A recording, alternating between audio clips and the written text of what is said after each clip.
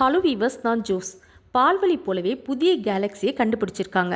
விண்வெளி திரள் பற்றி டாடா ஆராய்ச்சி நிறுவன சயின்டிஸ்டுங்க யோகேஷ் வதாதேகரும் இந்த ரிசர்ச்சை வழி நடத்தின முனைவர் பட்டம் பெற்ற ராஷி இவங்க 2 பேரால தான் இந்த கேலக்சி பற்றி தெரிஞ்சிருக்கு. நாசாவோட ஜேம்ஸ் வெப் விண்வெளி தொலைநோக்கி மூலம் தான் இந்த விண்மீன் திரளை கண்டுபிடிச்சிருக்காங்க. இந்த 2 சயின்டிஸ்டுங்க புதுசாக கண்டுபிடிச்ச இந்த விண்மீன் திரளுக்கு அலக்நந்தான்னு பேரும் வச்சிருக்காங்க. அலக்நந்தா 12 பில்லியன் ஒளி ஆண்டுகள் தொலைவில் அமைந்துள்ள ஒரு சுழல் விண்மீன். இது பால்வழி அண்டம் போல ஒரு சுழல் அமைப்பில் இருக்கான். இந்த கேலக்சியோட ஏஜ் 1.5 பில்லியன் இயர்ஸ். பிரபஞ்சத்தோட வயசு பார்த்திங்கன்னா 13.8 பில்லியன் ஆண்டுகள். பிரபஞ்சத்தோட வயசில் 10ல் 1 பங்கு 1.5 பில்லியன் ஏஜ் இருக்குன்னு சயின்டிஸ்ட்ங்க கணிச்சிருக்காங்க. விண்மீன் மண்டலம்ன்றதும் பல கோடி நட்சத்திரங்கள், வாயுக்கள், தூசுக்கள், இப்படி விண்மீன் திரள்கள் எல்லாம் ஈர்ப்பு விசையால் ஒன்றா பிணைக்கப்பட்டு உருவாக்கப்பட்டு பிரம்மாண்டமான விண்வெளி தட்டு மாதிரி இருக்கிற அமைப்பு தான் விண்வெளி மண்டலம்.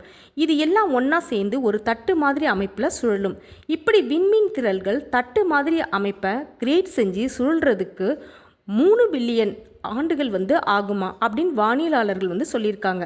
அழகாக கிளியராக அமைஞ்சிருக்க இந்த அலக்நந்தா விண்வெளி ஒளி நம்மளை வந்தடைய 11 பில்லியன் இயர்ஸாக ட்ராவல் பண்ணியிருக்கு. இந்த அலக்நந்தாவில் இருக்கிற நட்சத்திரங்களும் வாயுக்களும் எப்படி நகருதுன்னு ஆய்வு செஞ்சுட்டு இருக்காங்க சயின்டிஸ்ட்.